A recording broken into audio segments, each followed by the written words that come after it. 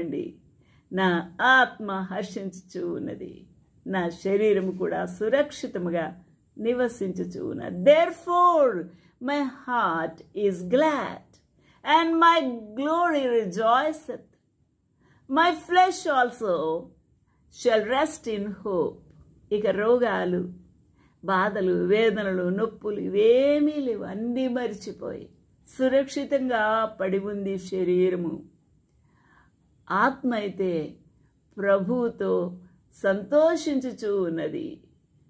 ఆ యొక్క హృదయము సంతోషించుచూ ఉన్నది. తన యొక్క మహిమ rejoiceth. My glory rejoiceth. My flesh also shall rest in hope. ఇటువంటి సహవాసము, ఇటువంటి ఐక్యత, ఇటువంటి ఆనందము, హర్షించుట